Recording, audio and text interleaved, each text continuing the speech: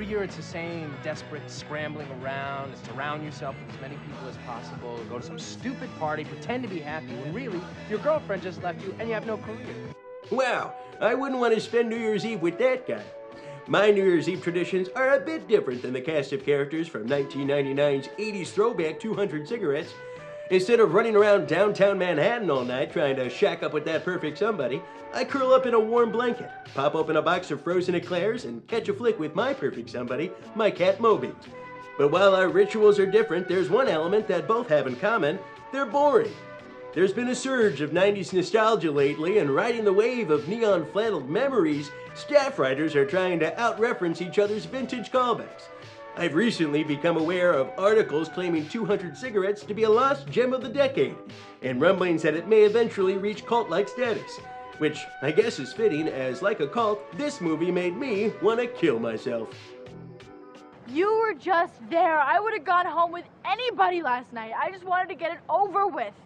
Could have been anybody. Okay, date's over. Look, why don't we just end this date right here, okay? That's fine with me. We'll both go home, and if we're lucky, we'll never have to see each other again. Sounds perfect. Great. You want to share a cab?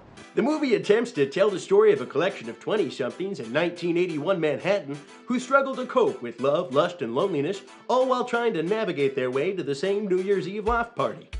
200 cigarettes are the amount of cigarettes one receives when purchasing a carton, like Courtney Loves Lucy does for Paul Rudd's Kevin as a birthday present early in the film. It's also probably the amount of cigarettes that are smoked throughout the movie's 100-minute runtime. In fact, characters do so much smoking through the course of the film that I believe it should have come with a Surgeon General's warning. This movie may complicate pregnancy. The film was part of an early string of hit-or-miss projects produced by MTV Films in the late 90s, 200 cigarettes being part of the latter category. It was made on a budget of $11 million, and only recouped a little more than half of that investment, which might seem peculiar looking back on the film, considering its stellar ensemble cast. It's got Batfleck, but despite the budding talent on display, the movie spends most of its runtime, like its cast of characters, meandering around with not much to do or say. In fact, it wouldn't surprise me if the script was written entirely in one night, probably on New Year's, and certainly with the aid of heavy drinking. Unlike other excellent ensemble films that were released the same year, such as Go or Magnolia, the movie doesn't really seem to have a focused through line. Its themes are scattered and appear to change at the screenwriter's whim.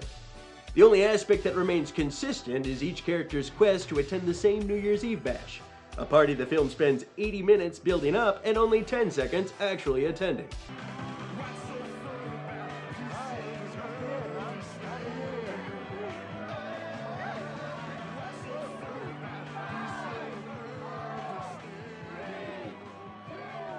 Talk about anticlimactic. A lot of critics of the day liken 200 cigarettes unfavorably to Richard Linklater's classic coming-of-age yarn Dazed and Confused. But when rewatching and researching the film, I couldn't help but think that MTV was hoping this movie would do for 20-somethings what Can't Hardly Wait did for teenagers the year before. The movies share a lot of similarities, from their aggressive soundtrack to their overly theatrical characters. The big difference being that one works and one is 200 cigarettes. You just got served, MTV. Imagine a version of Can't Hardly Wait where the film's main characters spend almost the entire movie preparing for the graduation bash. Instead of feeling fast, colorful, and vibrant, the pace of the picture might become stagnant and flat, as it's only when the primary players reach the party and are allowed to mingle that they're forced outside of their personal bubbles and become challenged by characters they wouldn't normally think to socialize with otherwise. It's called conflict, y'all! The movie's characters are broad, and at times the delivery of their monologues and actions feel like they'd be more at home in an off Broadway play. The filmmakers must have thought that Christina Ricci's Val and Gabby Hoffman's Steffi, on account of their thick Long Island accents, would get laughs simply for saying the word party. I told you, after the party.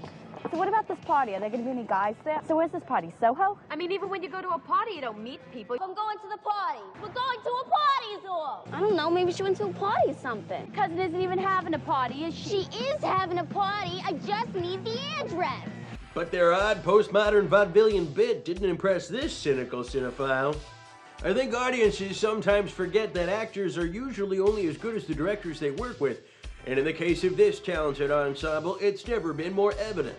Their willingness to play freely and put themselves out there, qualities that have afforded many of them large success as movie stars, seem to have been exploited by director Elisa Ramon Garcia. Paul Rudd and Kate Hudson especially go over the rails, albeit admirably, in what could have only been actions encouraged by Garcia on the set. But when it comes down to the cutting room floor, the first-time director seems to leave these performers out on a limb, as many of the film's edits are often unflattering and awkward. It's all right. This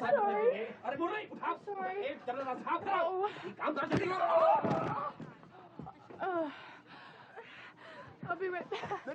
While we're on the subject of protecting actors, how about spelling their names right in the opening credits?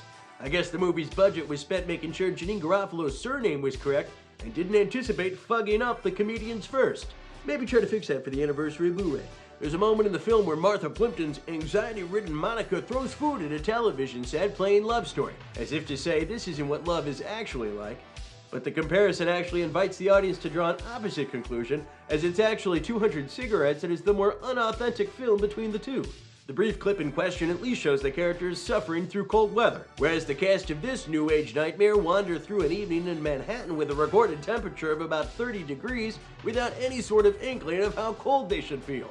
Characters seem to find each other at will without the aid of cell phones when it's convenient to the story, and considering the movie's geography, Casey Affleck's Tom, who's supposed to be the film's hopeless romantic, stalks an underage Val for at least 20 minutes before cornering her in the back alley of some rundown punk bar to offer her a can of beer that him and his friends smuggled in. Yikes! In the end, it's the film's complete blindness of what it wants to be that buries the picture. The movie's meandering dialogue and structure suggest a nuanced indie mosaic, while the film's editing and broad characterization suggest a holiday comic romp. Unable to choose which side of the fence it wants to fall on, 200 Cigarettes ultimately ends up being an uninteresting, even if well-intentioned, 110 minutes of blah from cinema's golden age of meh. I'm giving 200 Cigarettes a plain D for dull, with no plus or minus, because that would only make the D more interesting. Until next time, I'm Clifford Yeddes, and this one's in the can. I know a girl who went home alone on New Year's Eve. It was like she was jinxed for the whole year.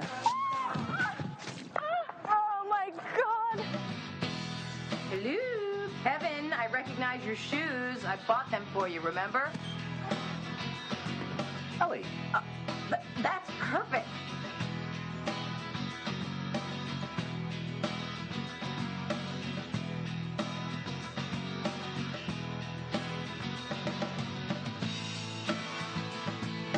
Was the sex any good? No, I'm sorry. It was bad. These matches are disappointing me! This is like the worst night of my life.